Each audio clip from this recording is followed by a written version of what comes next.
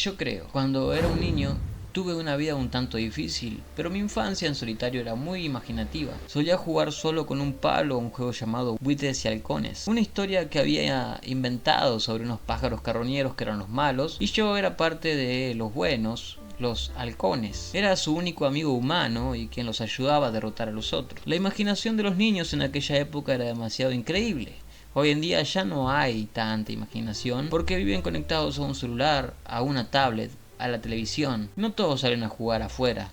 Los tiempos han cambiado. No voy a contar la historia de mi vida, pero he sufrido una pérdida a muy temprana edad de quien debía enseñarme a no temer, aquel a quien le correspondía ser la parte paterna de mi crecimiento. Pero bueno, a veces las cosas así suceden. Luego de eso, viví de mudanza en mudanza, con tan solo 5 años, ya que mi madre no quería convivir con mi familia paterna. Desde mis 7 años, que mamá quedó embarazada, comencé a pasar por la oscuridad de aquel sujeto. Las cosas pararon cuando decidí irme de casa a los 15. Antes de eso, pasaron cosas muy locas. Recibía golpes frecuentes en mi cabeza, me caía un pozo, tenía malas compañías que siempre me pegaban, en la escuela me hacían bullying, me pegaban todo el tiempo. Me encerré en mi mundo creando cosas con odio y rencor. Mi primer libro no fue sobre el odio y el dolor, pero el segundo sí. Nunca llegué a terminarlo. Era una novela muy difícil. No fue hasta los 22 años que mi vida cambió drásticamente. Era un chico que empezó a tener ataques de pánico a los 18 cuando pensaba todo el tiempo en que algo andaba mal conmigo. Tuve mi primera novia a los 21 años y al separarme todo en mí evolucionó para mal. Antes de que me prohibieran reunirme con mis amigos, creé varios proyectos, de los cuales me sacarían por pensar que yo andaba en cosas malas. Las malas lenguas necesitaban esa división para poder controlar a una familia. Tenía 22 años cuando mis ataques eran mucho más fuertes de lo normal.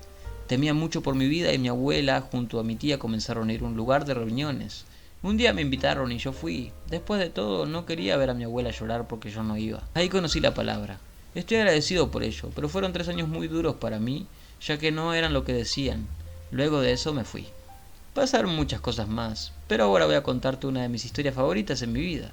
Cuando éramos 3 y comenzamos a juntarnos a orar y a hablar de la palabra. Andrés, Juan y yo. Juan y yo trabajábamos en el subte y cantábamos canciones cristianas, nuestras. Un día decidimos comenzar a predicar en el subte. ¿Cómo no voy a creer en el Dios que salvó del horno de fuego a Sadrach, Mesach y Abednego, a Daniel de los leones? Hizo que Ana, una mujer estéril, diera a luz a varios hijos, pero primeramente a Samuel, quien sería el que ungiría a 2 reyes para Israel. ¿Cómo no voy a creer en Dios si Jesús resucitó a varios de la muerte, entre ellos Lázaro y una niña? Sanó enfermos y Jesús mismo resucitó de entre los muertos. ¿Cómo no voy a creer si cada vez las profecías se cumplen al pie de la letra? Solo tenemos que hablarle como le hablaríamos a nuestro papá. Él nos conoce a todos y tiene un propósito para cada uno de nosotros. Yo he tenido muchas experiencias con Dios que las iré contando relato a relato. Pero no creas que Dios quiere lo malo para nosotros, Él desea el bien. Jeremías 29:11. Porque yo sé los planes que tengo para vosotros, declara el Señor. Planes de bienestar y no de calamidad, para darles un futuro y una esperanza.